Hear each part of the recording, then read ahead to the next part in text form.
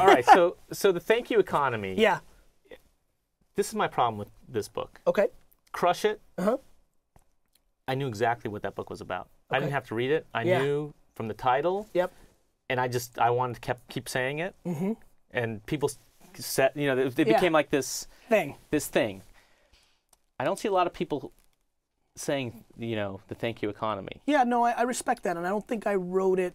You know, you try to evolve as a person. You know, you don't want to stick it. You know, I didn't want to come out with like, do it or you know. You already did crush it. I did crush it. But what do you mean by that? Well, the thank you economy. You know, when you use a word like economy, you're talking about big boy words, right? I didn't take that lightly. I think there's something going on with all this, and what all this means is that there's a social shift. We're living through the biggest social shift ever, in my opinion, and I think it's the internet. You know, we all talk about, you know, Skype selling for $1 trillion, Facebook, Twitter, you write about it every day, new things, you know, Yobongo, GroupMe, there's all sorts of stuff going on. All of it lends itself to the way we communicate as human beings is changing. And the thank you economy was written for a business standpoint. That's the filter I look at. I love being a businessman, I love business, and I can't believe that manners and being good and all the Zen stuff and all the stuff I make fun of my SF friends for, let's rock climb and drink, everything's gonna be all right. This Zen stuff is going to matter because our social currency matters.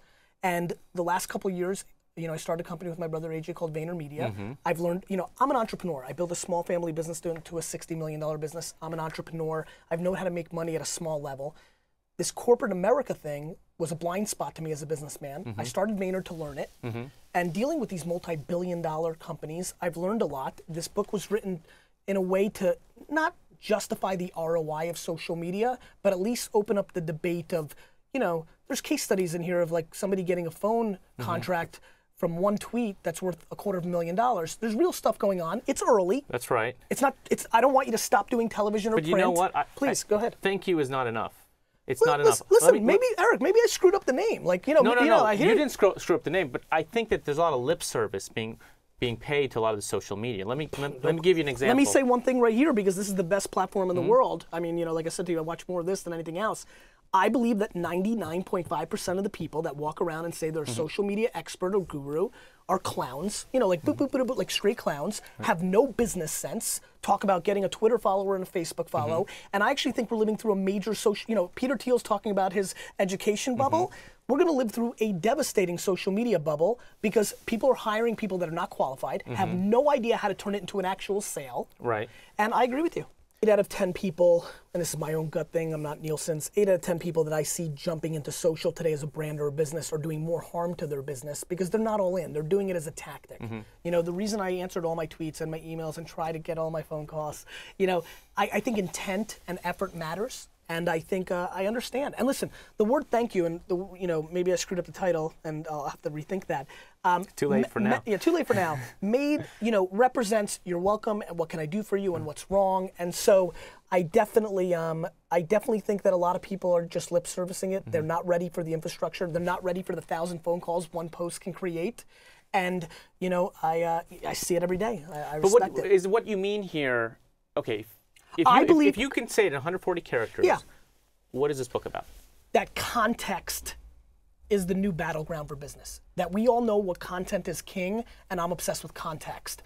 And so that's my 140. And now to continue the conversation, you and I, we are now seeing each other in person for the 4th time, right? The 6th time, right? But we have dramatically more. Let me rephrase, I'm speaking for myself. I have much more feelings towards you because we do engage. You're a wine enthusiast, you talk about wines, I always see it, I say something, we banter back and forth, email, you know, we've talked on the phone. I feel like I have much more context and emotion towards you. When I watch you on this platform interviewing people, I feel a different feeling towards you because of the engagements we have in the digital world. It is my belief that businesses need to battle on that you have an opportunity to create much more context. That a lot of people that are watching right now, some are watching like, oh, I don't like this guy.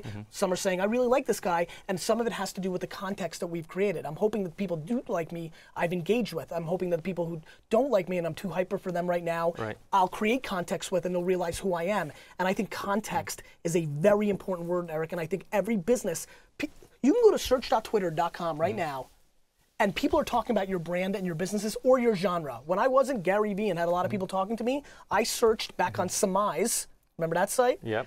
I searched Chardonnay and Merlot and Pinot Gris, and I created context.